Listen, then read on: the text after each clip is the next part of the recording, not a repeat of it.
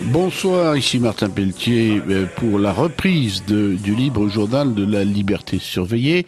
J'espère que vous avez tous passé de bonnes vacances, bien pluvieuses, à cause pas du réchauffement, mais du refroidissement climatique. Et je reçois ce soir Adrien Abosit. Bonsoir Adrien Abosit. Bonsoir. Qui vient de publier aux éditions Altitude un livre qui s'appelle « La France divisée contre elle-même ». Je crois que vous allez en faire une signature bientôt. Oui, tout à fait, à la librairie Facta, ça sera le 23. Donc le 23 quoi? Le 23 septembre, donc c'est non pas le samedi qui arrive, mais celui d'après, à 14h30. Très bien. Donc la France divisée contre elle-même, ça se manifeste comment, cette France qui est divisée contre elle-même? Avant d'entrer dans le détail... tout d'abord, ça se manifeste par un peuple qui a envie de tout, sauf de rester français. Tout simplement. Ça se manifeste par un peuple qui ne cesse de penser contre lui-même, contre ses propres intérêts, contre sa propre conservation, contre son propre héritage culturel, contre son propre héritage spirituel. Ça se manifeste très concrètement par l'élection d'Emmanuel Macron. Au deuxième tour, on a une candidate qu'on peut critiquer, j'ai pas été le dernier à le faire, parce que elle est quand même relativement loin de mes fondamentaux idéologiques, mais qui quand même entretient un apparat de défense des intérêts de la France, ne serait-ce que sur la question migratoire. De l'autre côté, on a quelqu'un qui nous dit que la France n'existe pas, et quand elle existe, c'est pour la diffamer. Effectivement, la France, selon lui, selon Jupiter, n'aurait commis que des crimes atroces. Eh bien, les Français, entre guillemets les Français, votent massivement, plus de 2/3, pour le candidat qui nie l'existence de leur pays. C'est anthropologiquement absolument fascinant. Et d'ailleurs, la problématique de cet ouvrage initial, c'était de comprendre pourquoi les Français se suicident, pour reprendre le terme de Zemmour. Je ne dirais pas cela, je dirais pourquoi une minorité qui, les années passant, est allée grandissant jusqu'à devenir majoritaire de façon écrasante, travaille objectivement à la destruction de la France. Et ce, avec le cœur léger, comme dirait ce cher. Donc ça, c'est plutôt la reprise de la thématique de la France et de l'anti-France. L'anti-France qui détruit la France. Tout à fait, exactement, oui. Pour dire la chose simplement, j'ai essayé de comprendre ce phénomène curieux quand même, parce que, à ma connaissance, il existe exclusivement en France, si vous voulez. Dans tous les pays du monde, il y a une oligarchie qui préfère défendre ses intérêts que ceux du peuple. C'est une chose. Il n'y a pas une anti-Arabie Saoudite, il n'y a pas un anti-Luxembourg, à ma connaissance, effectivement. Donc, pas. J'ai essayé de comprendre ce mystère français, qui consiste donc en ceci que des Français travaillent ouvertement à la destruction, je dirais au sabordage de la civilisation de leur pays. Et effectivement, ce qu'on va appeler le camp national, de façon très large pour se faire comprendre, donne un certain nombre de réponses depuis toujours, mais j'ai été insatisfait de ces réponses pour deux raisons. La première raison, c'est que les réponses données ne faisaient pas l'inventaire de nos fautes. Nous, Français, nous, peuple français, nous, élite française. Et la deuxième raison, c'est que ces grilles de lecture n'offraient pas de porte de sortie, je dirais, politique. Alors voilà. On va y arriver. Vous êtes arrivé à ces conclusions, comment? Au point de vue de la méthode, par une observation de l'histoire. Alors, je pars de l'observation de l'histoire et de la réalité. Oui. Donc c'est la jonction de ces éléments. Et c'est grâce à la jonction de ces éléments que j'arrive ensuite à dégager des concepts qui permettent de relire le réel et qui permettent de dégager des solutions. Après, on peut le critiquer, on peut ne pas être d'accord, mais ça a au moins le mérite d'exister. Je suis pas de gauche, j'autorise les gens à être d'accord avec moi. Alors, qu'est-ce que je voulais dire? Vous avez donc des lectures d'historiens. Vous avez quelques maîtres visiblement, enfin quelques historiens et politiques, des gens que vous aimez bien, que vous citez beaucoup. Je pense à Baudelomeni, je pense à Augustin Cochin, et ou parmi les politiques, quelqu'un qui a été très connu entre les deux guerres, qui est moins aujourd'hui, qui est André Tardieu. J'ai constaté plutôt que Maurras était moins à l'honneur, et pourtant il a réfléchi beaucoup sur cette. Tout à fait. Vous avez parfaitement raison. Ça, c'est une question extrêmement pertinente. Extrêmement pertinente. Merci. Je me permets de vous flatter. Je flagore. Répondez-y. Tout à fait. Alors, je permets juste d'ajouter un autre nom qui est un peu le fil rouge aussi du livre. C'est l'amiral Offand. C'est un personnage que j'aime beaucoup, qui m'a énormément apporté, qui m'a énormément éclairé et qui était un homme éminemment estimable. Et je salue sa mémoire. Pourquoi pas Maurras? Parce que Maurras, je vais vous dire une chose, il y a des concepts que j'aime beaucoup, que je reprends parfois, notamment le pays réel, Mais Maurras a tapé à côté. Il a tapé à côté. Bah, écoutez, nous citions tout à l'heure Baudelomeni. Baudelomeni a fait un petit livre que je recommande, qui s'appelle Maurras et son système, et il explique les failles de Maurras. C'est-à-dire que Baudelomeni constate que Maurras a échoué, puisque ses idées n'ont pas triomphé. Ah, c'est un peu vite dit tout de même. Tout l'entre-deux-guerres et jusqu'au 1950, tout ce qu'ils pensent est maurassien. J'entends tout à fait ça. Je voulais dire par là qu'elles n'ont pas pris le pouvoir, en fait. Ah, simplement. Voilà, d'accord. Mais Baudelomeni se pose la question, alors pourquoi Maurras a-t-il échoué? Alors, il donne deux réponses. L'une sur laquelle il n'insiste pas dans cet ouvrage-là, mais il en parle dans les responsabilités des dynasties bourgeoises, à savoir que Maurras n'a pas compris le jeu des dynasties bourgeoises précisément. Et la deuxième, c'est que le système philosophique de Maurras, en réalité, est, passez-moi ce néologisme, révolutionnairo-compatible, républicano-compatible, n'en déplaise... Ça, c'est une vraie grande question. Si nous étions une sous-rédaction française, on pourrait en parler pendant à peu près 3 ou 4 heures. Mais je vois ce que vous voulez dire, mais ce n'est pas quand même une certitude, ça. Je trouve quand même l'hypothèse très étayée. Hein. Alors, vous citez Baudelomeni qui a écrit les dynasties bourgeoises et qui montre donc l'importance, le poids politique très fort des familles, des dynasties bourgeoises précisément, qui depuis au moins la Révolution et la dévolution de biens nationaux pèsent énormément, non seulement sur l'économie française, mais sur la politique française et sur les changements, même je dirais éthiques et moraux, les changements éthiques de la France. Bon. Cela dit, est-ce que Baudelomeni lui-même n'est pas, je dirais, trop simpliste? C'est-à-dire que c'est bien de dire que Drummond simplifie, c'est pas mal de dire que Maurras simplifie, mais Maurras simplifie peut-être moins que Baudelomeni, notamment quand on cherche les responsabilités, on va y venir, la théorie des 4 États confédérés est très intéressante, et peut-être plus... Je veux dire, elle intègre peut-être justement Baudelomeni. À mon avis, il faudrait une synthèse de tout ça. Tout à fait. Je dirais que je pense qu'on peut faire beaucoup de reproches à Baudelomeni, mais je pense... Alors, il y a des choses dont il ne parle pas, notamment les questions spirituelles. Hein. Sachant que Baudelomeni, je précise, n'est pas quelqu'un qui est tétanisé par les tabous d'aujourd'hui et qu'il n'y va pas avec le dos de la cuillère. C'est-à-dire, expliquez-vous. Très concrètement, ces fameux 4 États confédérés, il les nomme quand il faut les nommer, il a aucun problème avec eux, et je pense que autant il n'y avait aucune mauvaise intention dans son écriture, autant aujourd'hui il aurait des problèmes avec la justice, je pense. C'est clair. Alors que c'est absolument innocent, ce qu'il écrit d'ailleurs sur ces questions-là. Mais vous disais-je, Baudelomeni pour moi est une référence, parce que déjà ce qui est intéressant avec Baudelomeni, c'est qu'il vient de ces milieux-là. Il vient de ces milieux-là, il les connaît, il discutait avec eux, il les fréquentait. Il avait les confidences des uns et des autres, et de ce point de vue-là, c'est un témoignage absolument inespéré d'un point de vue. Que quelqu'un se soit retourné contre ce milieu, c'est vraiment une chance extrêmement grande que nous avons. C'est-à-dire qu'il tient à ce niveau-là la place que peut tenir un ancien maçon. Exactement. De la maçonnerie. Lui, c'est un homme de la bourgeoisie d'argent qui parle de la bourgeoisie d'argent. Tout à fait. Donc, il sait de quoi il parle. Il sait de quoi il parle, et ça, c'est vraiment, c'est vraiment extrêmement intéressant. Ceci étant posé, moi, j'ai aussi du recul. Je ne partage pas son point de vue sur l'affaire Dreyfus, par exemple, mais Baudelomeni, malgré tout, est une source de savoir exceptionnelle. C'est vraiment un sociologue de terrain pour le coup. Alors c'est absolument incroyable que dans ces questions-là, on ait quelqu'un qui était au courant, entre guillemets, du secret des dieux, si vous voulez. Et il a quand même une précision sur le nom, sur les familles, sur leur activité, sur le rôle qu'elles ont joué, qui est extrêmement précise. Ceci étant posé, se pose la question des 4 États confédérés. Alors, selon Maurras, quels sont ces 4 États confédérés? Oui, citez-les maintenant pour qu'on... Alors, les 4 États confédérés, ce sont les bouddhistes, n'est-ce pas? Entre guillemets, non, en fait, ce sont les juifs, selon Momo.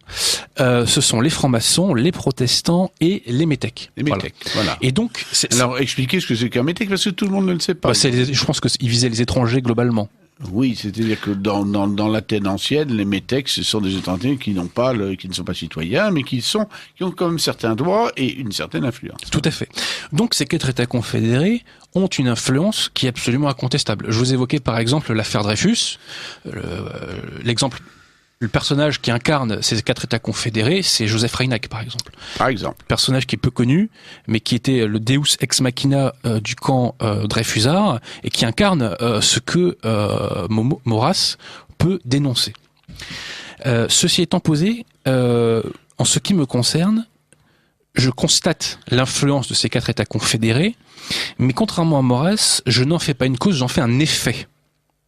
Et ces 4 États confédérés ne sont que l'effet de l'action de l'anti-France qui a consisté à saborder les fondamentaux anthropologiques et spirituels français. Et ce n'est qu'une fois que ces fondamentaux anthropologiques et spirituels français sont sabordés que ces 4 États confédérés peuvent avoir cette influence. Très concrètement, si les Français n'avaient pas abandonné leur identité et leur religion, ces États confédérés, entre guillemets, n'auraient eu aucune influence. D'où le fait que je situe le curseur de l'anti-France en premier lieu sur ce que j'appelle moi la République des Lumières. Voilà. Donc, bon, cela dit, on est sur simplement 2 moments historiques différents. La question, enfin, ce qui s'est passé à partir de la fin du 19e siècle est tout à fait, selon l'analyse de Maurras, qui est juste, déterminé par ces 4 États confédérés. Tout à fait. Et on peut bien dire que les choses étaient différentes avant. Et qu'elles ne sont qu'une conséquence, mais une cause à leur moment. Alors, j'entends ce que vous dites. Mais ceci étant posé, ce que vous dites là n'est pas incompatible avec l'analyse de Baudelomény. Car Baudelomény explique bien que le triomphe de ces 4 États confédérés n'a pu être possible que si. Donc après, je reviens sur ce que vous dites. Effectivement, à l'époque, ce sont des réseaux agissants. Bon, je crois que pour le contester, il faudra être intellectuellement malhonnête. Voilà, déterminant. Alors, justement, vous venez très justement avant, mais alors pour venir avant et déterminer la naissance de l'anti-France, vous faites une espèce de plongée abyssale dans l'histoire de France en 3 pages. J'aurais pu aller plus loin. Vous traitez vous allez de Clovis jusqu'à Napoléon III, en gros. Ah, bah, et d'ailleurs, mais bon, en gros, hein, tout à fait. On peut toujours discuter de ceci et de cela. Oui. Moi, je vous trouve, par exemple, un peu gentil avec Louis XV. Hein. Ouais, je vous trouve quand même. Oui, vous avez raison, parce que c'est le plus mauvais roi d'histoire de France. Enfin, disons, c'est celui qui a amené le plus de catastrophes. Oui, je suis d'accord avec vous. Avec le traité de Paris, qui est probablement le chose et, la plus... Et au-delà de ça, il n'a pas su combattre contre l'empoisonnement des esprits. Il a essayé tout à la fin quand même. À la fin, oui, tout à fait, avec le fameux triumvirat, mais c'était un peu tard et le mal était déjà fait. Alors, avec la Béthéraie, ils ont un petit peu essayé de le faire aussi, mais globalement, il y a eu 25 ans entre, on va dire, 1745 et 1770, pendant lequel le mal a été fait. Et 25 ans, c'est énorme.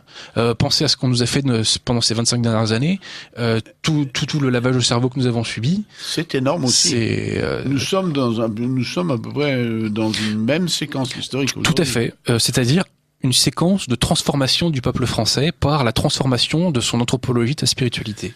Alors, il y a une chose que vous traitez pas mal, enfin, moi qui m'a plu, parce que c'est de la catastrophe anglophile qui est très ancienne. Hein, les Lumières sont évidemment anglophiles, notamment Voltaire, mais ça s'incarne dans la politique française à partir de Louis-Philippe et de la première entente cordiale, et puis ça va se développer par Napoléon III. Et vous dites beaucoup de choses, et j'aimerais qu'on s'y attarde un peu, sur Clémenceau, qui est tenu par un grand homme, par les nationalistes, en général par les nationaux, alors que c'était une fripouille. Bonjour mademoiselle. Oui, c'est peu de le dire, oui. Une fripouille catastrophique, et le volet des Anglais. Alors, tout à fait. Alors, tout d'abord, en introduction, je dirais qu'il y a 3 grandes impostures françaises au XXe siècle. Imposture numéro 1 de Gaulle, imposture numéro 2 Clémenceau, imposture numéro 3 Joffre. Bon, je parle pas de Joffre dans mon bouquin, ça sera dans un livre ultérieur. Clémenceau. C'est moins important d'ailleurs, Joffre. Bon, allez, on va pas se battre. Tout de suite, on y reviendra une autre fois. Donc, vous disais-je Clémenceau, ce cher Clémenceau. Alors, parlez-en. Qu'est-ce qu'on peut lui reprocher, je dirais, d'un point de vue de la géopolitique? On peut lui reprocher énormément de choses, d'ailleurs, d'un point de vue intérieur. J'évoquais l'affaire Dreyfus, rôle funeste. Enfin, voilà, c'est...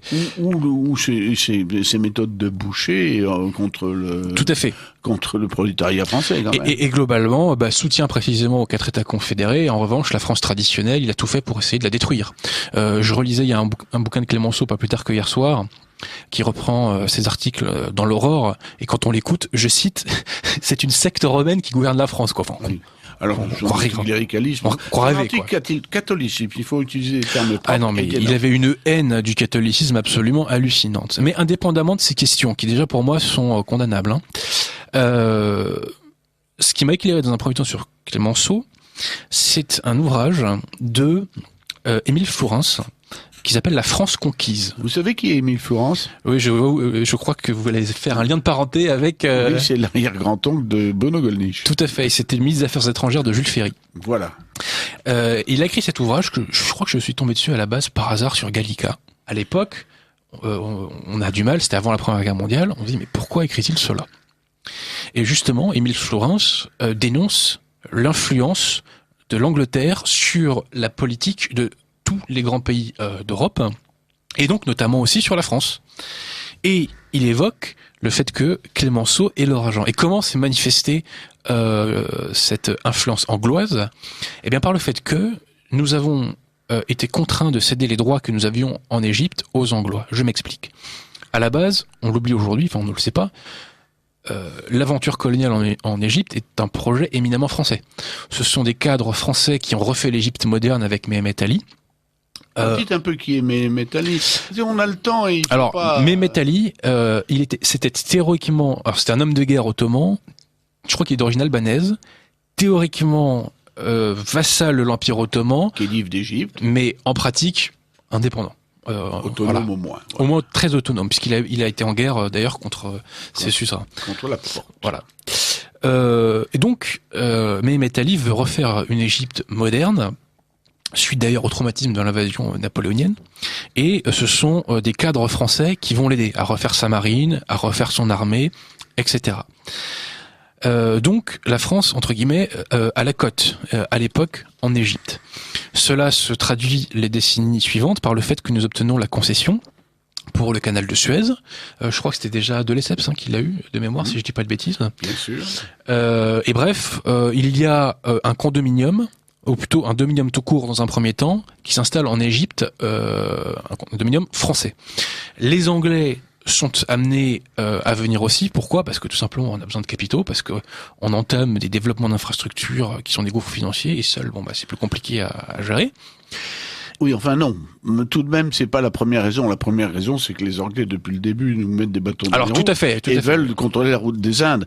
Et vous ne parlez pas, vous en parlez de l'affaire de 1800 sous Louis-Philippe, qui permet de du consul de Damas. Ah, je connais pas ça. C'est une affaire une affaire. Il y a quelqu'un, un enfant qui est je crois que c'est un enfant et qui est tué à Damas et on accuse là c'est un capucin qui accuse un juif ou deux juifs de Damas d'avoir fait le coup, et ça va créer une histoire internationale, puisque en gros toute la communauté internationale va prendre parti contre ce capucin et la France qu'il soutenait, et donc contre les consuls français, et pour la communauté juive, en disant que c'est un mensonge. Voilà, sur le fond, moi, je n'ai aucune espèce d'opinion, mais ça va faire ça me rappelle l'autre affaire, d'ailleurs. Ça va faire vraiment une affaire internationale qui a forcé comment s'appelle-t-il, Louis-Philippe à faire démissionner Thiers à ce moment-là et le remplacer. Ah oui, d'accord. C'est à ce moment-là que la France perce la première place en Syrie, en Syrie, mais au Proche-Orient. Je savais pas que la démission de Thiers était due à ce motif-là. Vous me l'apprenez, je l'ignorais. Bon, alors voilà, donc messieurs, c'était une incidence, c'est pour montrer qu'il y a effectivement une forte puissance française jusqu'à au moins Napoléon III. Tout à fait. Et donc s'installe ce fameux condominium dans les années 50-60 du 19e siècle. Et dans les années 80, j'ai plus la date précise, il va y avoir une révolte nationaliste en Égypte. Et donc, pour conserver nos places, il faut que nous envoyions nos troupes. Eh bien, Clémenceau va tout faire, via son influence parlementaire et journalistique, il va tout faire pour empêcher l'envoi de troupes françaises en Égypte. Pendant que les Anglois, eux, envoient des troupes pour conserver leur place. Ce qui fait qu'à la fin, nous serons totalement évincé.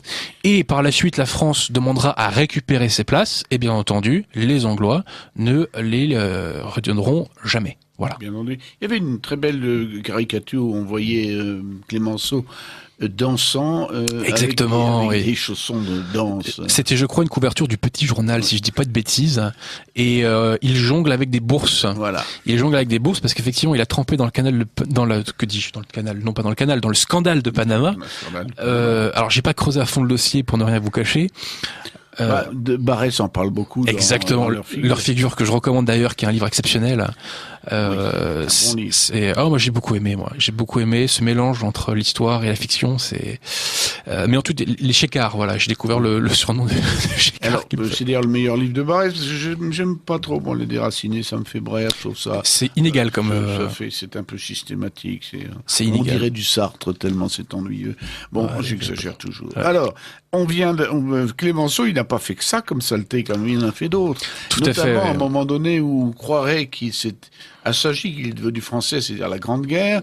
Il mène quand même la guerre, c'est vrai, mais à la fin, il révèle sa nature. Tout à fait. Alors, il y a un préalable d'abord qui est assez, je trouve, qui est une imposture aussi historique, c'est que Clémenceau a mis des armées qui va voir les poilus.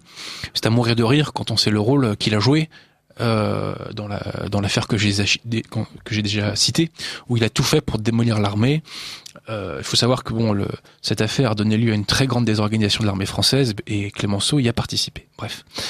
Mais donc Clémenceau arrive au poste effectivement de président du Conseil à la fin de l'année 17. Je crois que c'est Ribaud qui le précède, si je dis pas de bêtises. Pense, Ribaud, de mémoire. De mémoire, ça, j'ai pas la mémoire. Ouais, je crois que c'est Ribaud, si je dis pas de bêtises. Alexandre. Et donc, je suis intellectuellement honnête. Objectivement, il a fait des bonnes choses pendant la guerre. Hein. Par exemple, il a forcé les Anglais à mobiliser certaines troupes qu'ils ne voulaient pas mobiliser, etc. Il a pressé les Américains pour qu'ils viennent le plus vite possible. Je ne balaye pas tout d'un revers de main. J'essaie d'être intellectuellement honnête quand j'examine le dossier. Je regarde le pour et le contre. Ceci étant posé, si Clémenceau a eu certains mérites en ce qui concerne la conduite de la guerre, et encore je les relativise, mais il en a eu, donc il ne faut pas les lui enlever, eh bien André Sheradam, qui était un journaliste qui a commencé à écrire, je dirais, à la fin du XIXe siècle, jusqu'à quasiment sa mort, à la moitié du XXe, nous apprend une chose très intéressante dans son ouvrage qui s'appelle La mystification des peuples alliés, qui a été écrit en 23, je crois. Quand on pense à 14-18, on pense toujours à ces fameuses tentatives de percer du front ennemi, qui soit n'arrivaient pas, soit arrivaient, je dirais, partiellement, et in fine, l'échec, les troupes étaient contraintes de revenir en arrière, en quelque sorte. La percée a fonctionné à un seul endroit pendant la guerre, c'est sur le front de l'Est. Est-ce que les Français se souviennent d'abord qu'il y avait un front à l'Est? Quand on leur dit ça... Je vous arrête juste une seconde. De notre côté, la percée a fonctionné à un seul endroit, là-bas. Oui, tout à fait. Parce qu'il y a eu d'autres percées qui ont bien fonctionné ailleurs. C'est ce que je voulais dire, autant pour moi. Alors, mais donc, je vous disais... ce que vous appelez le front de l'Est, c'est ce qu'on appelait à l'époque le front d'Orient. Voilà, tout à fait. C'est-à-dire l'armée d'Orient, il y a Saraï, Franché d'Espéret... Exactement. En fait, c'est le front germano-bulgare. Et donc, le 15 septembre, Franché d'Espéret réussit cette percée. À ce moment-là, non seulement c'est un succès militaire, mais en plus, le ravitaillement des puissances centrales est coupé. Donc déjà, on sait qu'à terme, on va gagner. Et au-delà de ça, il n'y a plus de résistance face à Franché d'Espéret. C'est-à-dire qu'il peut aller frapper Berlin extrêmement rapidement, en quelques semaines. L'Empire austro-hongrois s'effondre, les Hongrois finissent par mettre l'arme au pied, chaque nationalité déclare progressivement son indépendance. Bref, nous pouvons foncer sur Berlin et mettre le coup de poignard final, je dirais, à l'armée allemande et venger l'humiliation de 70. Nous pouvons aller signer la paix à Berlin, en quelque sorte. Eh bien, Clémenceau, à 2 reprises, a donné l'ordre à Franché d'Espéret de s'arrêter et de ne plus faire un pas de plus vers l'Allemagne. Il y a 2 télégrammes qui sont cités par notamment André Sheradam dans l'ouvrage que je vous ai cité, dans lequel il est dit que Clémenceau intime l'ordre d'arrêter l'invasion. Et ensuite, Clémenceau va disperser les troupes de Franché d'Espéret sur d'autres petits fronts à l'est pour faire semblant de lutter contre les bolcheviks, en gros. Alors pourquoi ce commandement d'arrêter? Alors l'hypothèse qu'émet André Sheridan, c'est que Clemenceau est sous influence. Et il est sous influence de qui? De Lloyd George. Mais pourquoi Lloyd George a-t-il demandé à ce que la victoire française ne soit pas totale? Bon, déjà, petite parenthèse, les intérêts de la France et de l'Angleterre sont rarement compatibles. Donc un trop grand succès français n'est jamais vu par les Anglois comme une bonne chose pour eux. L'hypothèse qu'émet André Sheridan, mais je le suis parce que quand même il l'étaye avec un faisceau d'indices assez important, c'est que les milieux pan-germanistes et les Anglois se sont mis d'accord pour que la victoire française ne soit pas, je dirais, définitive et ne soit pas trop écrasante. Voilà. Donc, les pan-germanistes et les Anglais se sont mis d'accord, notamment en se répartissant des parts de marché en Russie, puisque Sheridan nous évoque les hommes de, je dirais, de la nomenclature naissante bolchevique, qui sont en réalité des agents allemands, qui sont d'ailleurs pas toujours russes orthodoxes, si vous voyez ce que je veux dire. Donc, il y a des négociations entre les pan-germanistes et les Anglais pour la répartition de ces marchés-là, et surtout, sont négociés aussi la prise de participation de fortune anglaise dans les grands groupes allemands. Voilà. Et donc, à ce prix-là, à ces concessions-là, les Anglais sont d'accord pour limiter le succès français. Et, il y a une raison aussi très très, très simple et qui est constante dans la politique anglaise, c'est qu'il faut ménager la politique, l'équilibre européen, étant donné qu'on a peine à le concevoir maintenant, mais l'armée française est en 1918 la première du monde. Exactement. C'est ça on l'a oublié. C'est ça qui est déterminant. C'est vrai que si l'armée allemande est prise à revers, elle n'existe plus. Surtout après l'échec d'août 1918, le 8 août, où le Dundorf dit ce jour de deuil de l'armée allemande. Tout à fait. Donc elle est vraiment écrasée. Tout à fait. Voilà. Et là où on peut avoir... Mais est-ce que c'était souhaitable alors l'écrasement d'Allemagne? Oui. D'un point de vue français, ce qui était souhaitable, c'est que nous annexions la Rhénanie, quoi. Ça, c'est un truc sur lequel je ne démords pas. C'est-à-dire que la Rhénanie est une région extrêmement riche. Et si nous avions pu l'annexer, d'une part, nous aurions assuré la sécurité de la France, hein, et d'autre part, nous aurions eu un poumon supplémentaire industriel, si je puis m'exprimer ainsi. Donc vous étiez pour l'annexion de la Rhénanie? Je pense que pour l'équilibre de l'Europe... Ça a été une bonne chose. Je crois, oui. On peut se discuter. Je crois. Il y avait des Rhénans qui étaient tout à fait pour à l'époque. Tout à fait, le docteur, comment s'appelait-il déjà? Il y en a bien pas mal même. Historiquement, la Rhénanie, qu'est-ce que c'est? C'est très difficile. Elle était française, hein, d'ailleurs. Elle a été française à diverses reprises, au préalable. C'est très très difficile. Donc vous reprochez à Clemenceau d'avoir finalement, c'est lui le grand fauteur de la situation d'après-guerre. Tout à fait. D'ailleurs, il a écrit un livre absolument pathétique en 1929 qui s'appelle Grandeur et misère d'une victoire. Parce que, si vous voulez, le maréchal Foch avait lui-même fait un ouvrage avec un journaliste dont j'oublie le nom, et j'ai oublié le nom du livre aussi, mais en gros, dans cet ouvrage, Clemenceau était critiqué. D'ailleurs, notamment pour ne pas avoir au moins essayé d'annexer la Rhénanie ou d'en faire un État indépendant, quoi. Et donc Clemenceau répond à Foch dans cet ouvrage qui s'appelle Grandeur et misère d'une victoire. Donc c'est un ouvrage qui est vraiment d'un pathétique absolu, c'est-à-dire que on sent toute la bonne foi de Clemenceau, je vais dire sa bonne foi dans sa mauvaise foi. On voit, si vous voulez, cet homme qui s'aperçoit que tout ce qu'il a fait se décompose en fait. Voilà. Alors il impute la faute à Briand, il y a une part de vérité, hein, d'ailleurs, mais objectivement, cette décomposition avait ses germes dans le traité de Versailles lui-même. Et dans les négociations antérieures au traité de Versailles. Tout à fait. Tout à fait. Bien remettre. Vous le dites assez clairement. Alors, je parle pas beaucoup de Briand dans cet ouvrage. Il aurait mérité quelques paires de gifles, car dans la catégorie anti-française, il est très bon. Hein. Oui, mais personne n'a jamais pensé à en faire une grande figure tutélaire de la France, comme on l'a fait de Clemenceau, de Gaulle dont on parlera, etc. Tout à fait. Parce que Briand, on dit, c'est un brillant négociateur, pro-européiste, et voilà, et c'est ce qu'il était d'ailleurs. Il n'a jamais caché, il n'a pas fait de malversation, il ne se cachait pas derrière son doigt. Il reste une référence pour la gauche quand même, hein, si vous voulez. Hein. Oui, mais c'est logique. Oui, c'est logique, et en même temps, il est bien responsable de notre défaite. Il est responsable de notre défaite. C'est l'un des responsables. Mais c'est logique aussi. Oui. La gauche est responsable de notre défaite. Finalement, la gauche n'est pas française.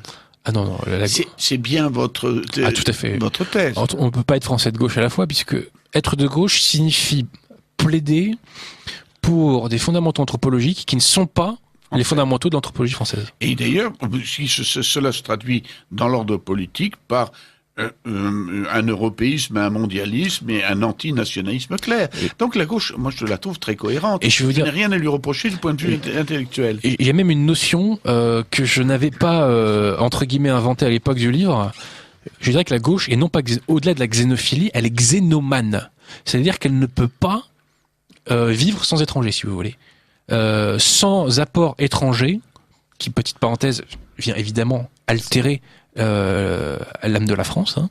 La gauche, le corps et l'âme, hein, oui, bien sûr, les deux. Le corps et l'âme, vous savez qu'ils sont liés. Oui, tout à fait. Et donc la gauche en fait est xénomane, c'est-à-dire que c'est une espèce de pathologie, d'hystérie qui consiste à penser que sans étrangers, nous disparaissons. Alors toute l'histoire de l'humanité invalide cette thèse, mais bon, c'est pas grave. Hein. Il y a un mot qui est, vous connaissez l'un des, on dit comment, des think tanks en français. Terra Nova dit tout. Pour une terre neuve et pour un homme neuf. J'ai pas fait le lien, mais la effectivement, gauche veut de l'étranger, bien sûr. Alors, il est 18h32, vous écoutez Radio Courtoisie, le libre journal de la liberté surveillée avec Martin Pelletier ce soir, Adrien Bozit, oui, pardon. On dit bien Bozit, pas Abosi. Si on dit Abosi, ouais. Abosi, pardon. Oh, il y a pas de mal, il y a pas de mal. 4 fois, donc on ne sait jamais, hein, voilà. Alors, il faut que je lise un petit message d'auditeur, 2 d'ailleurs. Les Anglais, le premier. Les Anglais sont le seul peuple qui s'est défendu en 1940 avec Churchill. Et maintenant, avec le Brexit, nous n'avons pas à les critiquer. Alors, je vous laisse parler. Alors là, c'est une provocation anti-française. Manifeste. Il faut répondre. Les Anglais, déjà, sont responsables de l'ascension d'Hitler. Donc, notre défaite de 40 est en partie alors, activité, il ne faut pas oublier que le 15 juin 1935, il y a un accord naval entre Hitler par exemple. Et le Royaume-Uni. Il y a aussi le soutien de tous les anglo-saxons à l'Allemagne avant Hitler et qui a permis l'Allemagne de ne refuser de payer ce qu'elle devait. Et n'oublions pas une chose, c'est que en 36, ce sont les Anglois qui nous dissuadent d'aller mettre une raclée aux Allemands, et en 38, contrairement à ce qu'on pourrait croire, l'armée allemande n'est pas prête. L'armée allemande n'est pas prête. Tout à fait. Et il y a même un célèbre général qui a démissionné pendant la crise des Sudètes, dont j'ai oublié le nom, je m'en excuse. Henri de Kérélis en parle très très bien. Et encore en 38, les choses étaient un peu comme ça, difficiles. Oui, mais n'oubliez pas. C'était en 36 qu'il fait. Oui, mais attendez. En 38, on avait l'URSS avec nous. Oui, ça a changé beaucoup de choses. Là, vous vous trompez. Litvinov, Voskivo, on n'a jamais l'URSS avec soi. Ça, c'est une blague. Oui, j'entends. Et notamment, ni la Pologne ni la Roumanie n'étaient prêtes à laisser passer l'armée rouge sur leur sol.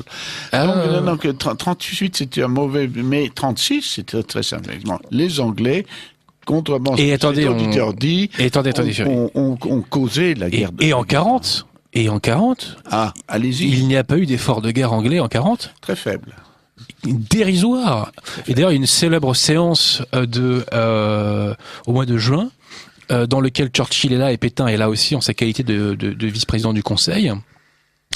Et Pétain rappelle que pendant la première offensive de Ludendorff, au mois de mars 18, c'est les Français qui ont sauvé le front occidental en amenant plusieurs dizaines de divisions à la rescousse des Anglais. Il a même dit, je vous ai prêté 40 divisions à l'époque. Alors que là, on n'a pas eu grand-chose. Et là, il a dit, où sont les 40 divisions? Et effectivement, on est obligé de les supplier d'engager leur aviation. Alors que l'aviation, c'est le domaine par excellence où nous avons été inférieurs aux Allemands. S'il y avait eu un effort de guerre anglais suffisant, nous n'aurions pas pris la raclée que nous sommes pris. On pourrait ajouter plein de choses. Je termine juste un point qui est très important, que j'ai découvert dans les mémoires de René Norguet, qui a été un ministre de Pétain, qui d'ailleurs s'est fait déporter en Allemagne. Il explique une discussion qu'il a eu avec Daladier, et Daladier lui a dit, que, en qualité de chef de gouvernement, jamais il n'attaquerait l'Allemagne tant qu'il n'y aurait pas un nombre suffisamment important de divisions anglaises. Et c'est Paul Reynaud qui a rompu avec cette ligne oui, je l'ai pas mis sur ma couverture, mais il aurait mérité sa place, qui a rompu avec ça et qui a provoqué, je dirais, l'agression allemande, notamment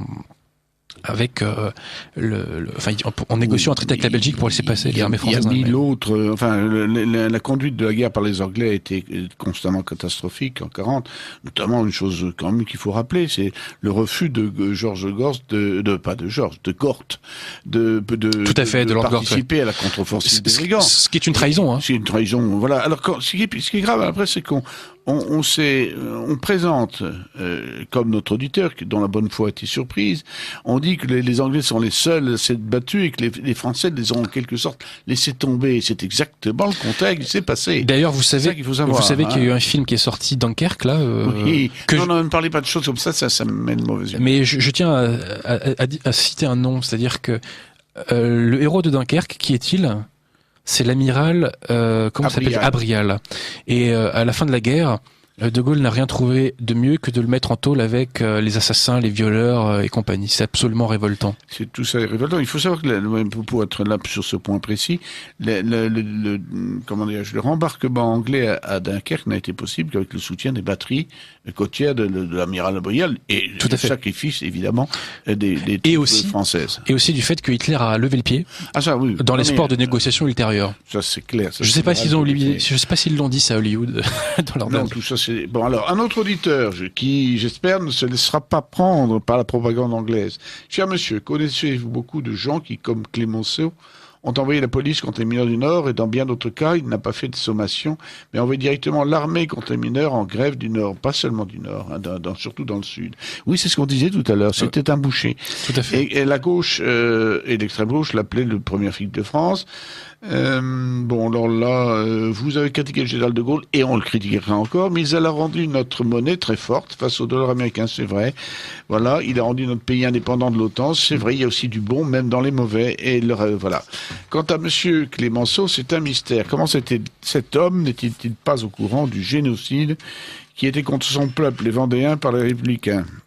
Écoutez, il y a Vendéens et Vendéens. Bien sûr. Hein. Alors voilà. S'il suffisait de naître en France pour être un Français connaissant pour être un Français fidèle à son héritage spirituel et culturel, ça serait trop beau.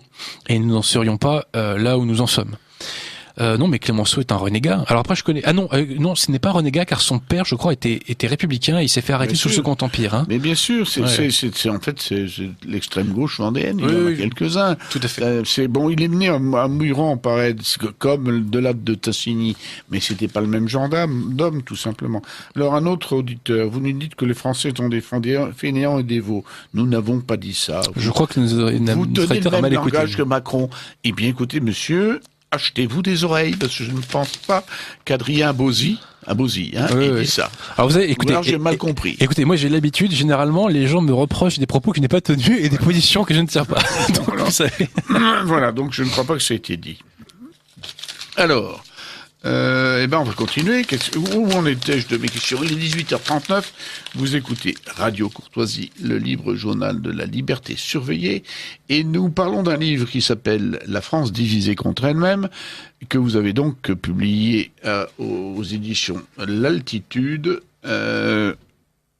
À part les Anglais. Donc là, on vient de parler de l'Angleterre, de Clémenceau et de la Première Guerre mondiale.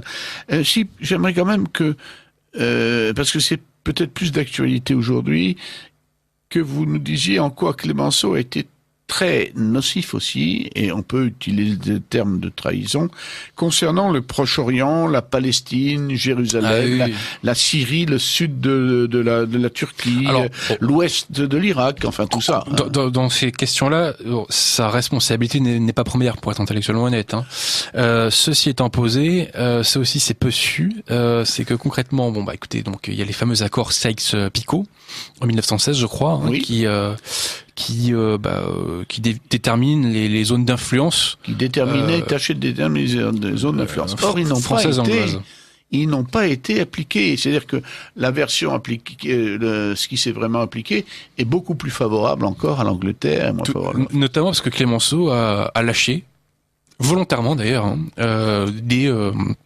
notamment que cette zone pétrolière en Irak, Mossoul. Voilà. Mossoul. Il a lâché Mossoul, notamment aux Anglois. Et Arbel, etc., tous ces cons-là. Tout à fait, oui. Arbel qui est une... Et la France a lâché sous son influence également plus tard Alexandrette, le Saint-Jacques d'Alexandrette. Il est intéressant que le Saint-Jacques d'Alexandrette est exactement sur le lieu de la bataille d'Issos. Et Arbel est sur le lieu de la bataille d'Arbel. Donc Clémenceau et c'est pareil, ont abandonné aux Turcs et à l'influence anglaise toutes les victoires d'Alexandre le Grand. C'est très amusant. Et c'est ça qui est absolument fascinant dans le récit officiel historique français, depuis maintenant de très nombreuses décennies, c'est que on nous apprend à idolâtrer ceux qui nous ont porté le plus de coups de poignard dans le dos, si vous voulez. L'un des effets de mon livre, l'une des conséquences que je n'avais pas pensé forcément comme ça, c'est qu'on se rend compte qu'on apprend vraiment à penser contre nous-mêmes. C'est À quoi sert l'histoire ? Je vous recommande un très bon livre qui s'appelle À quoi sert l'histoire, que j'ai commis il y a une dizaine d'années. Vous connaissez pas ? Dit comme ça, non. Ah si, ça c'est le titre, À quoi sert l'histoire ? Précisément, l'histoire sert à désinformer, à déformer. Voilà et là, on voit les conséquences des principes. Alors, cette trahison du gouvernement français et de Clémenceau, parce que vous avez très bien expliqué comment il donnait... avant toute négociation, raison à Lloyd dans une des scènes que vous rappelez, ça a quand même des conséquences terribles aujourd'hui, parce que toute la destruction du Proche-Orient sort de là, notamment l'abandon du mandat sur Jérusalem à l'Angleterre, qui est fondamental pour l'histoire du XXe et XXIe siècle. Quelqu'un comme Clémenceau, avec sa haine du catholicisme, ne pouvait pas, entre guillemets, vouloir de présence française sur les lieux saints. C'est dommage, d'un certain point de vue. Mais malheureusement, il a été cohérent avec lui-même. Et il a bien démontré que, il a illustré, si je suis exprimé ainsi, que le fait d'avoir un logiciel tordu d'un point de vue spirituel aboutit à des conséquences matérielles négatives pour la France. Donc quand on manie les questions spirituelles, ce n'est pas que pour brasser les abstractions, loin s'en faut, c'est aussi parce que ça a des conséquences matérielles extrêmement concrètes pour la vie du pays. Alors, maintenant on va revenir au cœur de votre livre, qui est, parce que là on a un peu déroulé l'histoire pour voir tout ça, mais le cœur du livre, c'est en fait l'anti-France, c'est la République universelle, c'est la République maçonne, en gros. La République avec un grand R, ouais, tout à fait. Voilà. Et alors, comment... alors, c'est peut-être là qu'on va revenir aussi au code 4, État confédéré. Comment voyez-vous la naissance de cette République ? Évidemment, il faut parler de la Révolution française. Tout à fait. Mais la Révolution française, des fois anthropologiques lointains.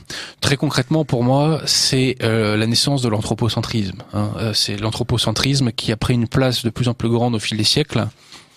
Et cet anthropocentrisme, qu'il est le masque de l'humanisme, qu'il est le masque des Lumières ou que sais-je encore, a fini par saper les fondamentaux anthropologiques et spirituels de la France, et cela a accouché in fine de ce que j'appelle la République des Lumières, c'est-à-dire non pas la République française, mais la République qui a pour fondement la philosophie des Lumières, avec tout ce que ça implique. Mais alors justement, arrêtons-nous sur le petit moment avant, c'est-à-dire le moment où la pensée moderne se définit, se cristallise. Oui. Vous parlez de la réforme, mais évidemment, c'est évident, les protestants, d'ailleurs les protestants auront, contrairement aux juifs, ça vous le dites assez justement, une importance déterminante dans la Révolution française. Tout à fait. C'est très peu su, ça, d'ailleurs. Comment ? C'est très très peu su. Les protestants et les maçons vont avoir une importance déterminante. Mais dans la formation de la pensée moderne, avec la Réforme, et le XVIe siècle, en gros, est-ce que vous ne méconnaissez pas un élément qui est très important ? C'est-à-dire, justement, c'est pas pour du tout pour mettre les Juifs à toutes les sauces. Je sais pas, est-ce que vous lisez un peu, vous avez lu Blandine Barré-Kriegel?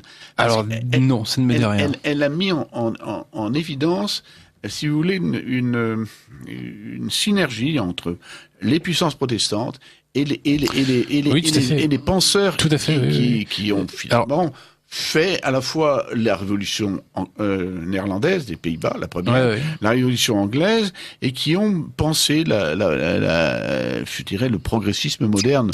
Donc, écoutez, vous voyez les effets. Je connais pas très bien le dossier, j'en connais quelques grandes lignes, mais vous savez, moi j'ai une doctrine qui est très simple. Hein. Si c'est factuellement étayé, écoutez, il faut se plier aux faits.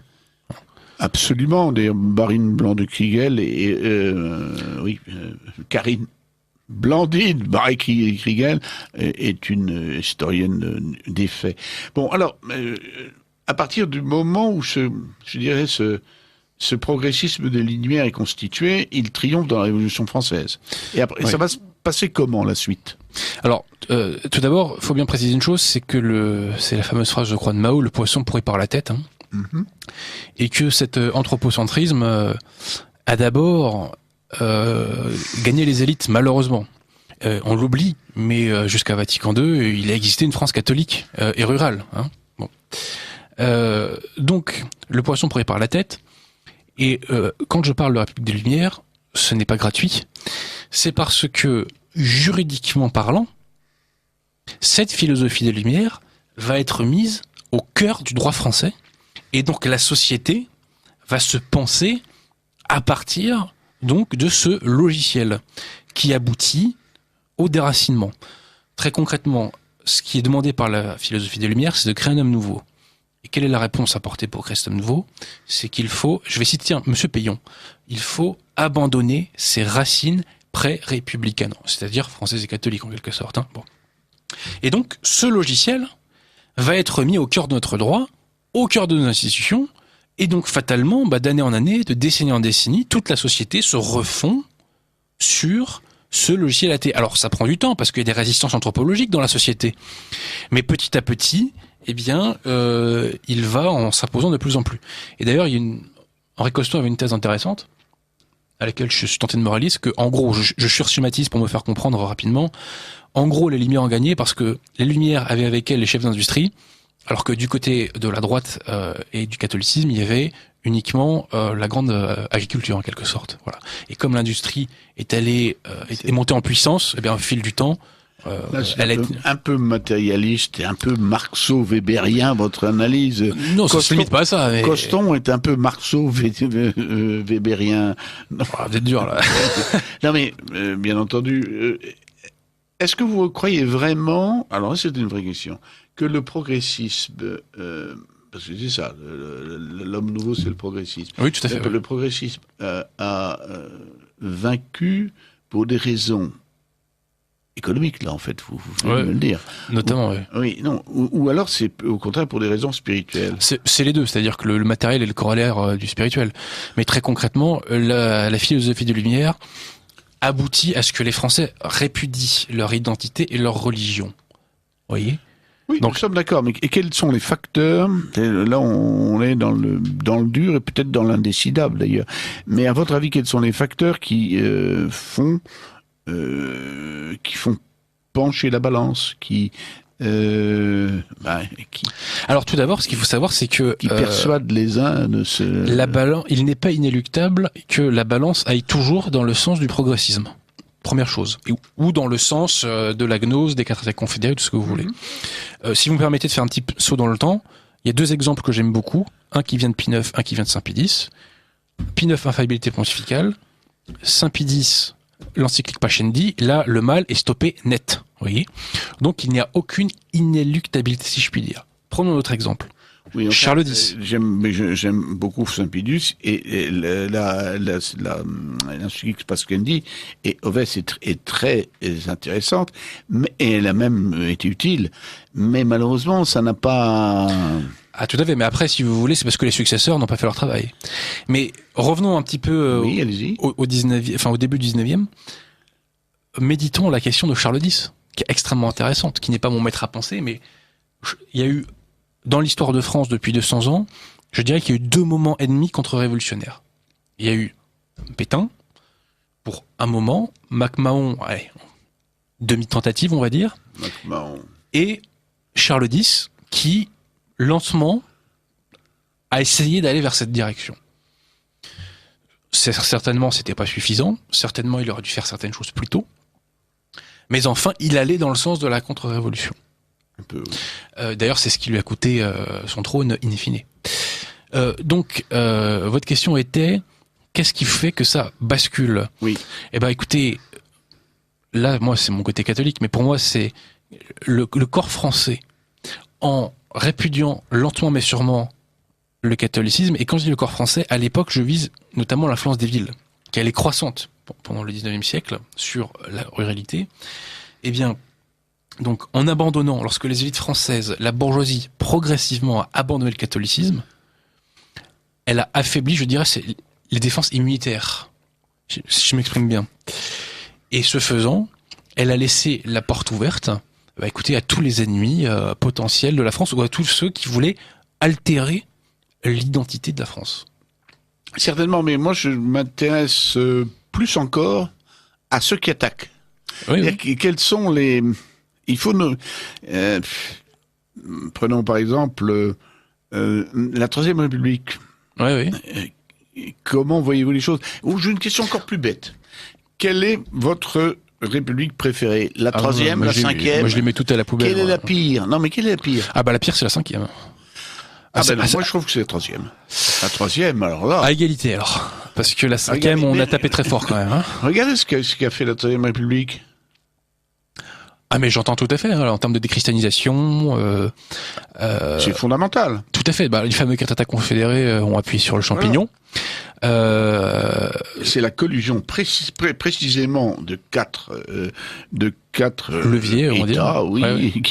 qui se mettent comme larrons en foire pour détruire la France. N'oubliez pas une chose sous la Troisième République, c'est qu'il y a une responsabilité justement accablante du camp conservateur qui a été totalement nul et totalement à côté de la plaque. À qui faites-vous référence? Je fais référence à tous les pseudo-royalistes de l'époque, tout simplement.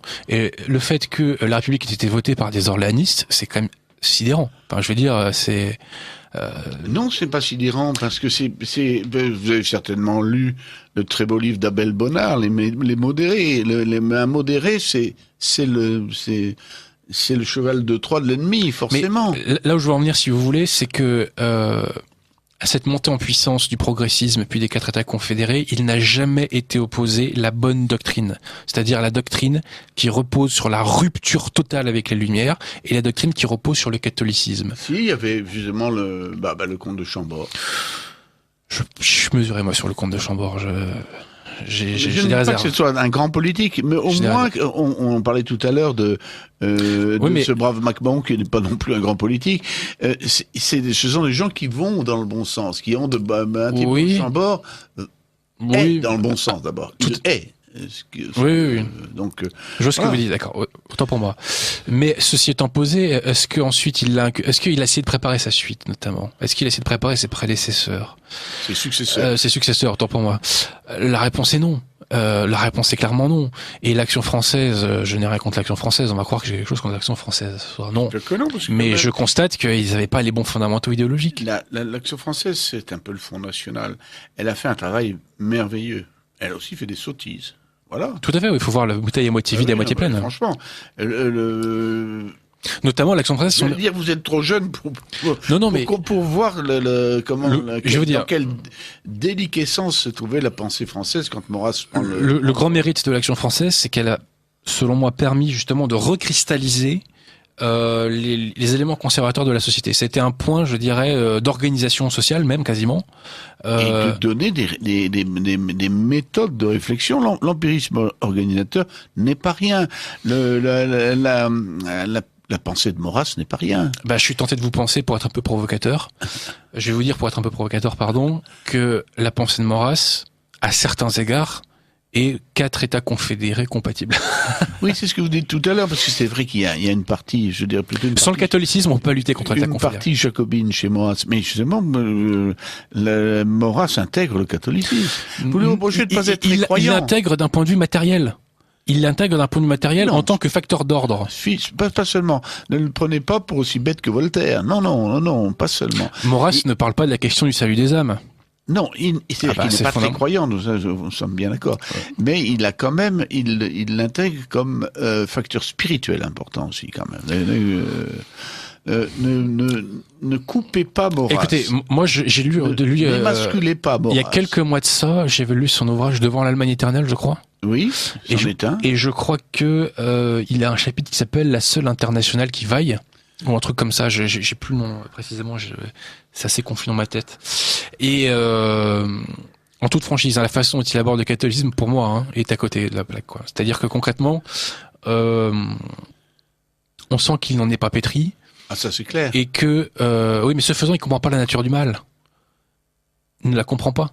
Et les 4 États confédérés, quand on leur oppose autre chose que le catholicisme, ils se frottent les mains. Objectivement, moi, je n'ai jamais compris les gens qui prétendent être hostiles aux 4 États confédérés et qui sont en même temps hostiles au catholicisme, puisque le catholicisme, c'est le remède. C'est le glaive et le bouclier. Mais là, vous prêchez un converti, mais c'est pas le problème. Ah, mais il n'y a pas que des convertis qui nous écoutent. Bon, alors... Mais tout ça pour vous dire juste que, effectivement, il y a eu des offensives des 4 États confédérés à l'époque, mais la réponse a été plutôt molle. Ou, je dirais, un peu à côté de la plaque, me semble-t-il. C'est très facile à dire après coup. Je suis d'accord, c'est pour ça que je le fais. C'est un peu d'ailleurs... Ah mais attendez, je leur donne pas de leçons. Hein. C'est un peu comparable à ce qui s'est passé avec le Front National, dont on peut très bien critiquer le rapport de force n'était pas le même. C'est-à-dire que le Front National avait un rapport de force beaucoup moins élevé. N'oubliez pas une chose, c'est qu'à l'époque, on a quand même l'armée avec nous. On a quand même des grandes dynasties bourgeoises qui sont encore catholiques et qui sont hostiles à cette République des Lumières. On a des moyens quand même gigantesques. S'il y a eu un redressement en 1940, c'est qu'il y avait des restes anthropologiques dans la société qui le permettaient. Vous voyez ? Alors que le Front National arrive après 30 ans d'épuration et c'est pas la même histoire. Je suis entièrement d'accord. Mais c'est simplement mais vous avez la comparaison que je fais uniquement sur le traitement qu'on fait de l'action française et du Front National. Mais ceci étant dit, je dis que les deux, simplement, ont eu de grandes vertus. Oui. Voilà. Faut voir la bouteille à moitié vide et à moitié pleine. Mais je rebondis juste sur une de vos formules. Effectivement, c'est facile à dire. Mais c'est parce que c'est facile à dire que nous le faisons. Et il faut maintenant que nous en tirions les conséquences. Et il faut que cette bouteille que eux avaient à moitié vide, eh bien nous la remplissions à 100%. Et c'est par la spiritualité qui a toujours fait la France que nous remplirons cette bouteille. Alors, il est 18h58. Le temps passe, comme le temps passe. Vous écoutez Radio Courtoisie, le libre journal de la liberté surveillée. Martin Pelletier au micro. Je reçois ce soir Adrien Abozi, avec un T et muet, et qui vient de publier La France divisée contre elle-même. Alors, un petit message de lecteur, d'auditeur, qui est je me réjouis de votre retour sur les antennes de Radio Courtoisie. J'étais en vacances, juillet août, c'est fait pour ça. J'ai servi dans un régiment de parachutistes en Algérie. Le ministre Guillaume, le ministre Besmer et le délégué général Paul Delouvrier m'ont fait regretter les socialistes Max Lejeune et Robert Lacoste. C'est bien vrai, quoique, entre nous soit dit, vous n'avez pas dit les plus mauvais, parce que Guillaume, Mesmer et Delouvrier, c'était certainement pas la fleur des pois, mais on a connu beaucoup pire depuis. Vous oubliez de préciser, Luc, surtout, sont des républiques de francs-maçons. Merci de le rappeler. Il me semble qu'on l'a dit. Mais on peut le dire plus fort. C'est vrai que les 4 États confédérés, parmi eux, il y a la maçonnerie. Donc, il y a la maçonnerie. On peut dire qu'il y avait quand même, au meilleur moment des conquêtes laïques, comme on dit, c'est-à-dire de la subversion anticatholique, il y avait 425 parlementaires qui étaient maçons, que tous les ministres de l'instruction publique étaient maçons, etc., etc. Un homme, je trouve que c'est une analyse intéressante, mais est trop franco-française. Que pensez-vous des illuminés de Bavière qui ont représenté le courant occulte recul de la politique mondiale. Je vais vous laisser répondre sur les illuminés de Bavière. Vous êtes trop franco-français? Oui, c'est vrai d'ailleurs. Mais vous savez, vous souhaitez l'invasion de la Sarre, la mise au pas de la Rhénanie. Non, c'est pas mon absolu politique. Mais sur les illuminés de Bavière, il y a un ouvrage absolument passionnant à lire qui était, je crois, de René Le Forestier. Et qu'il a écrit justement sur la base d'archives allemandes. Les illuminés de Bavière ont existé, ils ont sans doute eu en partie leur influence, mais ne retenir que cette influence dans le processus qui a conduit la Révolution française, ça me semble pas très sérieux. C'est-à-dire qu'il a fallu tellement de facteurs, tellement d'acteurs, tellement d'événements particuliers, si vous voulez. On aurait tellement pu à plusieurs reprises revenir en arrière et on ne l'a pas fait, que se focaliser sur leur responsabilité à eux, qui d'ailleurs demande à être précisé, puisqu'au fond personne ne sait vraiment dans quelle mesure ils ont été influents. Faut pas confondre postuler, je dirais, enfin faire un postulat et démontrer, ce sont deux choses différentes. Que voilà, donc si vous voulez, la cause numéro 1 de la Révolution française, c'est la déchristianisation via les Lumières et l'anthropocentrisme. S'il n'y avait pas eu ça, les illuminés de Bavière auraient pu faire les malins autant qu'ils veulent, ils n'auraient aucune influence. Alors, on peut tout de même ajouter, sans être complotiste, qu'il y a des actions concrètes, comme celle du duc d'Orléans. Voilà, ah, mais tout à fait. Ça me semble clair. Et j'ai jamais contesté ça. Voilà. Non, mais j'en parle d'ailleurs dans mon bouquin. Vous en parlez, et c'est très bien d'en parler, parce qu'on l'oublie souvent. Qui était d'ailleurs grand maître de... Qui était d'ailleurs grand maître aussi. Grand maître. Voilà, il y a comme j'ai pas son titre précis. Les choses se recoupent quand même. Et puis alors, dans le développement de l'esprit des Lumières, qui est responsable de la déchristianisation, il y a quand même aussi des choses concrètes, des gens qui... Tout à fait. Il faut pas oublier que l'histoire se fait avec des gens, avec des réseaux, avec des idées aussi. Et justement, voilà. Ça c'est tout l'intérêt justement de l'œuvre d'Augustin Cochin. Oui, Augustin Cochin, qu'on a très vite cité tout à l'heure. J'aimerais que vous nous le présentiez un peu. C'est très simple. Hein. Augustin, c'est un historien français qui malheureusement est mort lors de la bataille de la Somme, et son travail a consisté justement à comprendre comment la Révolution avait pu émerger. Et il a pointé du doigt justement la responsabilité des sociétés de pensée, à travers lesquelles on retrouve les loges, mais pas que. C'est tout l'esprit, je dirais, d'une ou deux générations qu'il vise. Étant précisé que son travail sur les régions qu'il a étudiées est extrêmement précis, il cite les noms, il cite les corporations, mais au-delà de ça, ce qui est extrêmement intéressant chez Augustin Cochin, et qui moi m'a énormément influencé, c'est sa réflexion sur la notion d'inertie.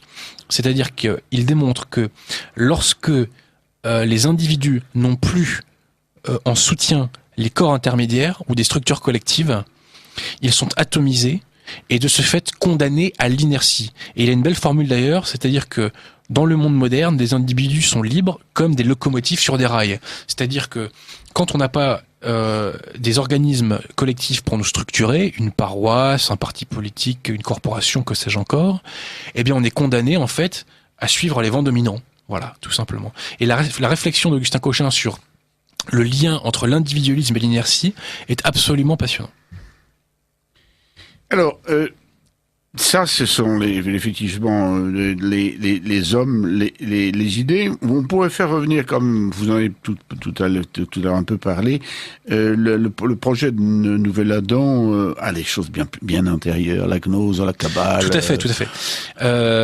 En fait, ça, si vous voulez, j'en dis un mot extrêmement rapide dans le livre, mais c'est tellement, si vous voulez, comment vous dire, c'est difficile d'être catégorique sur toutes ces questions-là, parce que la gnose officiellement naît en Iran avec Mani, je crois, si je dis pas de bêtises, vers l'an 200-300. Mais cette gnose, alors déjà, il faut la définir. C'est un ésotérisme, mais qui aboutit à quoi? En gros, je schématise. Selon le catholicisme, l'homme est une créature de Dieu. Dans la gnose, l'homme est une émanation de Dieu. La gnose est un panthéisme. Donc ce panthéisme, on le retrouve donc chez Mani, on le retrouve dans la Kabbale, on le retrouve dans des textes de Vatican II, ou même dans des textes des encycliques de Jean-Paul II, on le retrouve dans les textes de l'ONU.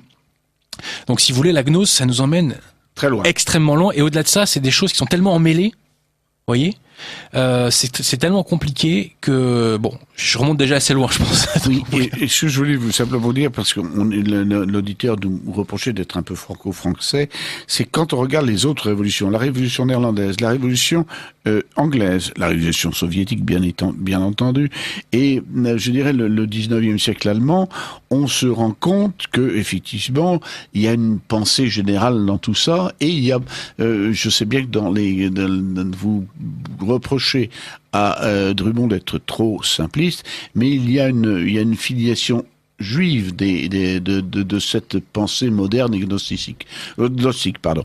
Voilà ce que moi j'aurais ajouté, mais c'est vrai que sachant que Drummond, ce n'est pas le seul élément. Drummond n'aborde pas la question juive d'un point de vue spirituel. Oui, non, pas du tout. C'est ça qui lui manque.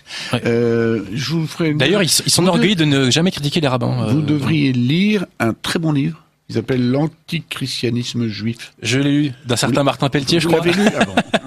Je l'ai lu, ouais, tout à fait. Bon, ok. Qu'est-ce que je voulais dire oui, maintenant, il y a un chapitre que vous avez peaufiné, vous l'avez fait avec plus d'amour que le reste, c'est le chapitre sur la France, la divine surprise, c'est-à-dire l'arrivée au pouvoir d'un vieux monsieur qui était fatigué certainement, mais qui a essayé de se rebeller contre l'anti-France, c'est-à-dire du maréchal Pétain. Alors, le maréchal Pétain, il est très mal vu par l'historiographie classique. C'est peu de le dire, oui.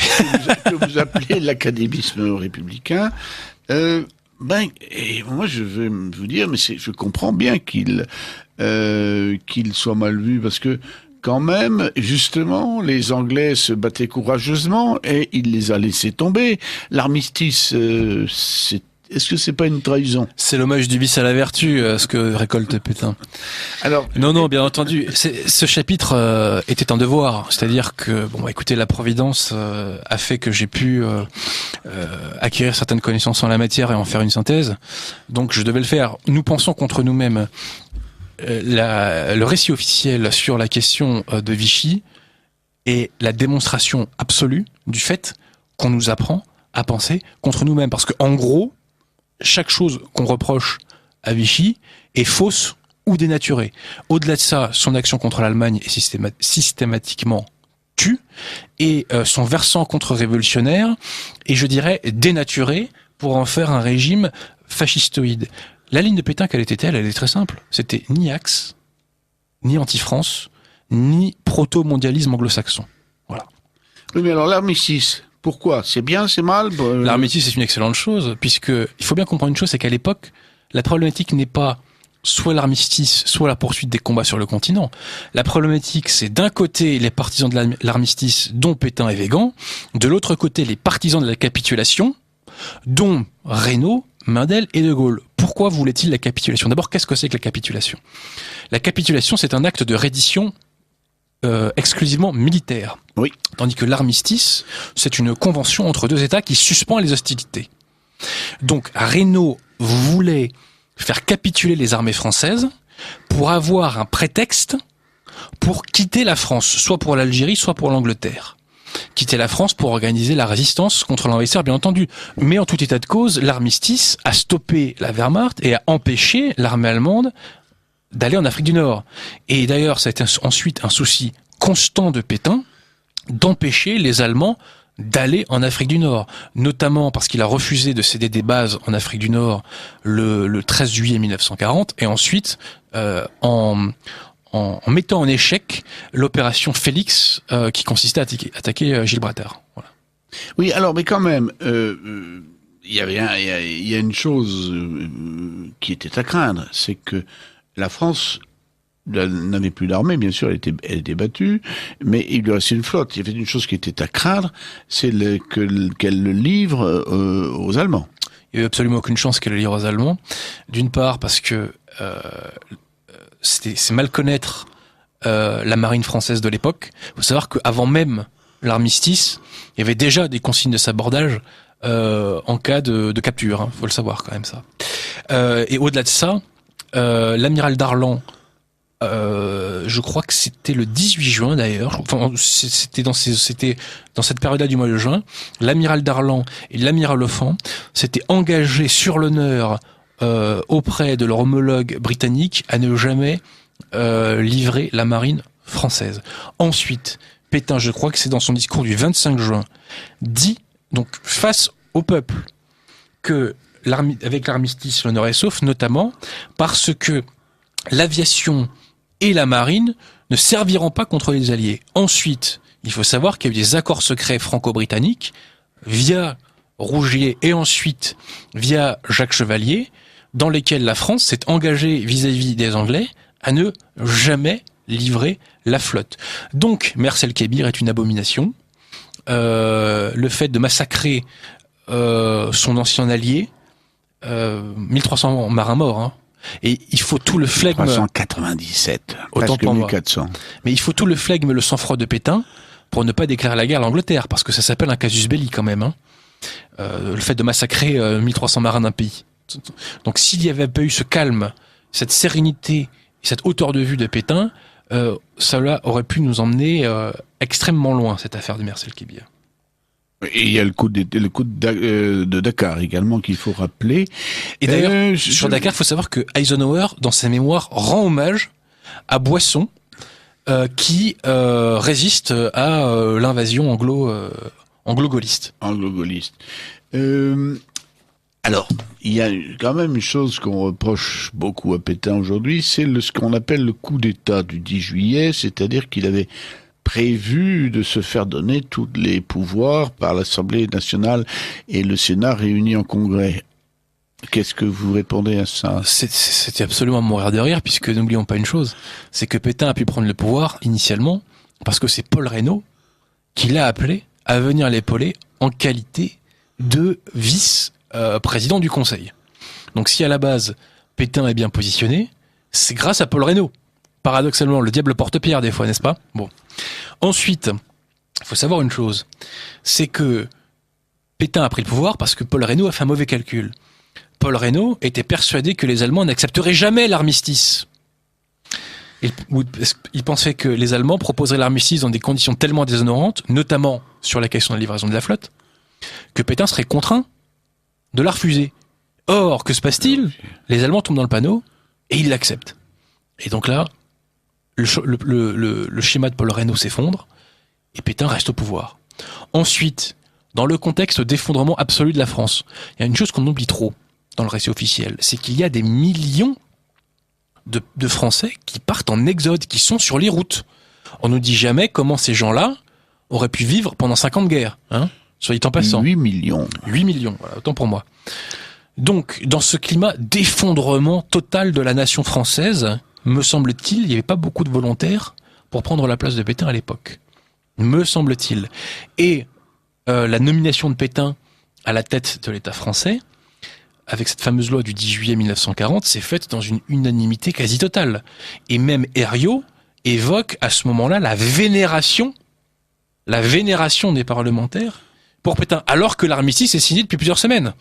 Absolument, il faut savoir, parce qu'on ne dit pas, il y a eu 80 parlementaires qui ont voté contre, hein.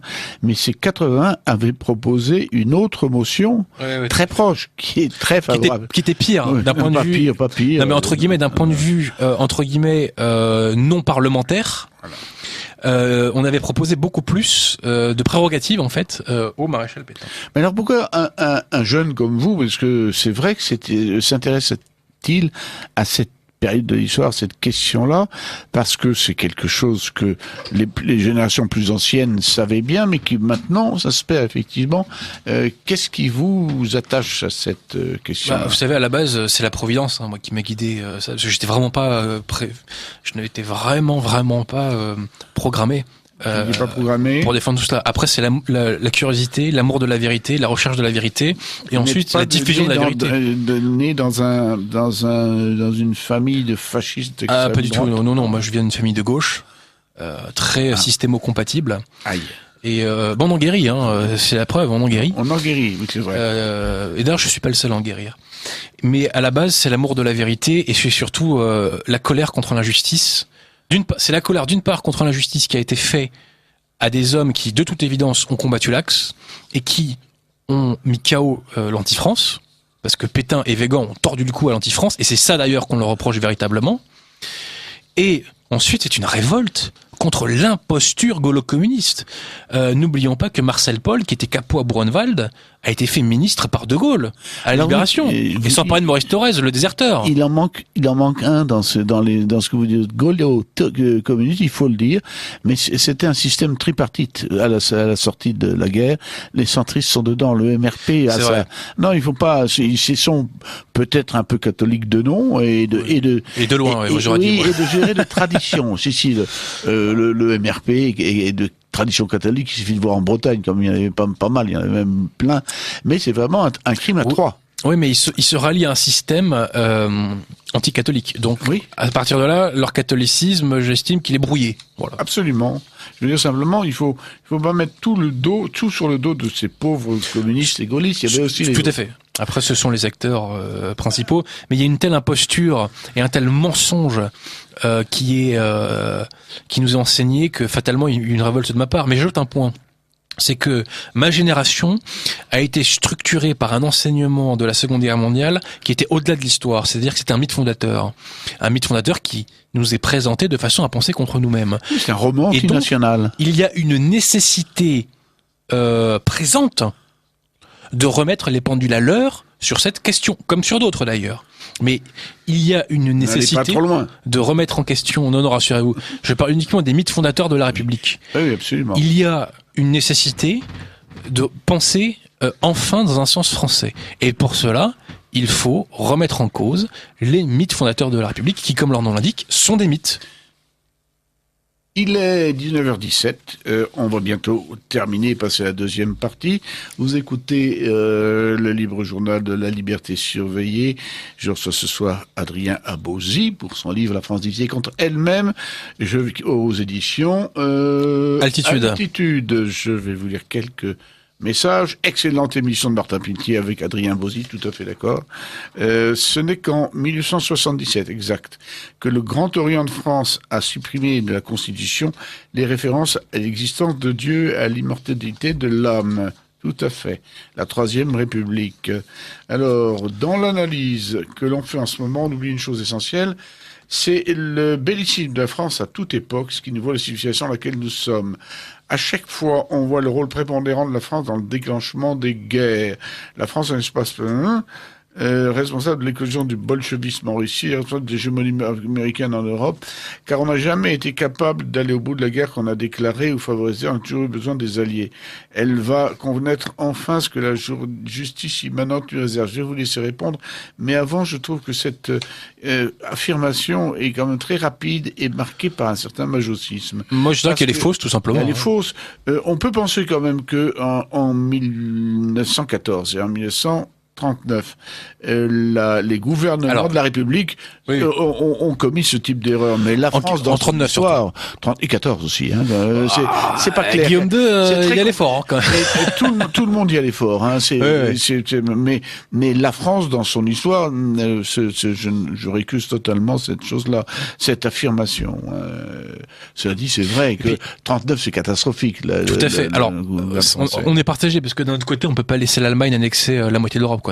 Donc on est tôt ou tard obligé de réagir, mais c'était au plus mauvais moment qu'on a déclaré la guerre, c'est-à-dire que soit il fallait faire la guerre en 36 ou en 38, soit à partir du moment où l'Allemagne, a fait sa mue en économie de guerre, tant qu'on n'a pas fait nous notre mue en économie de guerre, c'est du suicide que d'aller se confronter à elle. Donc il fallait attendre, je dirais, décembre 41. D'ailleurs, c'était les chiffres de Raoul Dautry, pour attaquer, quoi, en quelque sorte. Oui, ou surtout ne pas déclarer la guerre quand il y a... Enfin, c'est une... là, la remarque de notre auditeur est juste. Pour 1939, là, on a poussé à la guerre sans avoir les moyens de le faire, et sans avoir de but de guerre intelligent non plus. Attention. Ce qui est une folie. Deux fautes. Et ce qui est très intéressant d'ailleurs, c'est d'écouter la déclaration de guerre britannique et française. Et en fait, ce sont des déclarations de guerre à mots couverts. C'est-à-dire qu'on sent qu'on y va déjà à reculons. Vous voyez, c'est assez curieux. Je pas ça en tête, c'est vrai. Alors encore un homme, lisez le livre d'histoire de Vichy de François-Georges Dreyfus, c'est effectivement un très bon livre. Je l'ai lu, oui, je l'ai lu. Il est un bon livre. Alors, un message c'est un homme ou une femme? Je ne sais pas.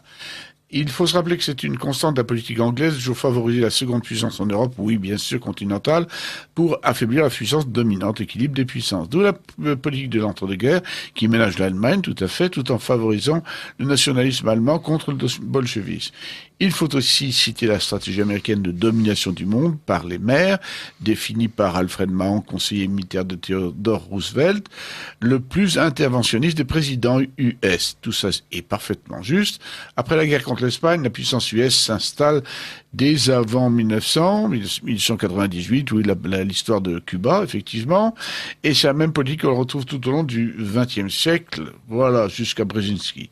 Tiens, il faut aussi citer les traités navals de Washington en 1922 et de Londres, ce que vous avez cité, tout à fait, qui a empêché la France d'avoir une marine digne de son étendue coloniale, ramenée au niveau d'Italie, 4 fois plus faible que celle des USA. Une vraie trahison jamais citée, c'est juste un peu excessif, parce que la marine française avait quand même été au 3e niveau mondial. Tout à fait. Guerre. Mais l'anglophobie de Darlan est née à ces conférences de 1902 où il a vu que les Anglais tiraient contre nous. Mais oui, toujours.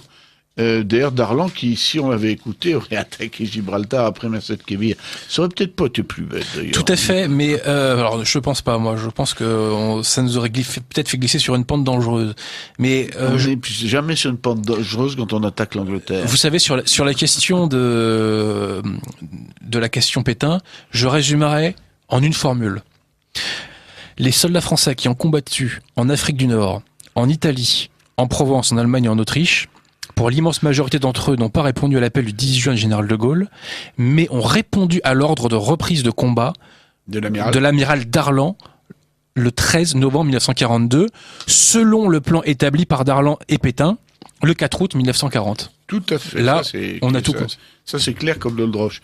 Alors, encore un message d'auditeur d'un homme. Les hommes sont passionnés par cela. Jacques Laurent disait du maréchal Pétain qu'il avait été le syndic honnête et courageux d'une faillite qui n'était pas la sienne. Tout à fait juste. Et je me suis fait une religion sur le maréchal Pétain que je dois à 2 historiens, Robert Aron et François Louis Dreyfus. Ce sont effectivement, il y a plus moderne, hein. Il y a le livre du rabbin Michel qui est pas mal. Oui, aussi, c'est sur la question juive uniquement, mais il est pas mal, hein. Il est très très bon le bouquin du. Il y a aussi les œuvres de Le Grenier qui ne sont pas mal. Hein, oui, tout à fait. Mais bien sûr, Robert Aron et François Louis Dreyfus ont dit des choses tout à fait justes. Voilà.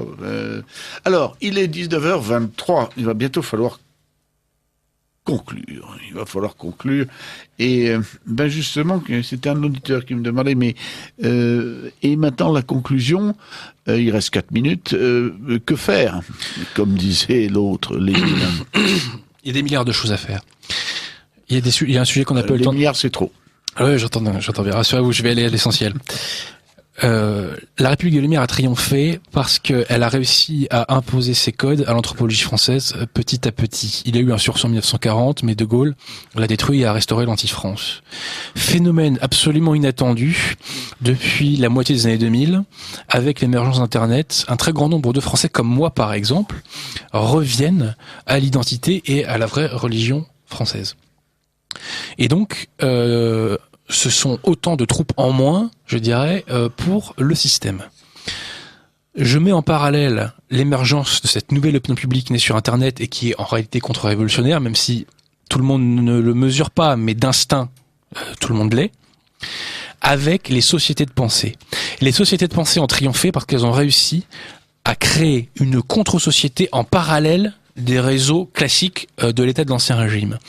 Eh bien, d'un point de vue humain, nous pouvons faire avancer nos pions en recréant cette contre-société à côté des réseaux du système.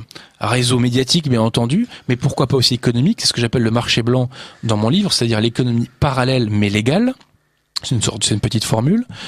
D'un point de vue politique, pourquoi pas. Concrètement, économiquement, je vois pas comment ça. Ah bah très concrètement, c'est très simple. Moi, par exemple, la maison d'édition que j'ai créée fait partie de ce marché blanc. C'est-à-dire que à prestation et à qualité de produit égale, on choisit quelqu'un qui pense comme nous. Tout simplement. Tout simplement. Et quelqu'un qui est entre guillemets dans la cause. Vous voyez ce que je veux dire? Là, je vais très vite parce que c'est quelque chose que je développe sur plusieurs dizaines de pages dans mon bouquin. Donc je condense un maximum.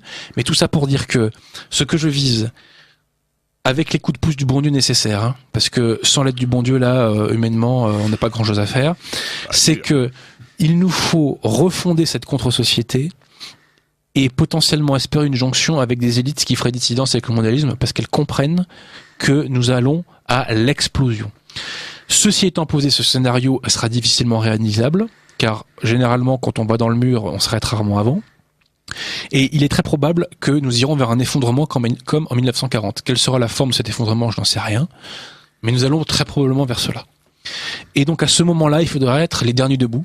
Et il faudra que les Français refrancisent cette contre-société qui repose donc sur des réseaux médiatiques, politiques, économiques, que sais-je encore. J'allais dire aussi spirituel, faut pas l'oublier, c'est le principal. Eh bien, soit debout, là où la société républicaine s'effondre. Prenons l'exemple de Saint-Martin. L'autorité publique a été balayée par une catastrophe naturelle. Que reste-t-il? Rien. Eh bien, si nous nous faisons balayer par une catastrophe politique, eh bien, à ce moment-là, il faudra que nous soyons debout avec nos forces françaises, je dirais, revitalisées par cette nouvelle opinion publique et ce retour à la vraie foi. Alors, vous allez rester, hein, vous m'avez dit que vous resteriez pour la deuxième partie, pour le club de la presse, parce que justement, là, on va parler de l'actualité. Là, je crois que la transition par Saint-Martin me semble bonne, parce que on est justement dans une catastrophe, la même catastrophe, et il va falloir trouver des solutions. Je dois dire que le procédé que vous préconisez me semble intéressant, mais il faudra l'aide de Dieu. Il est 19h27. Et qu'on se retrouve les manches. Je laisse la parole à la technique. À tout à l'heure.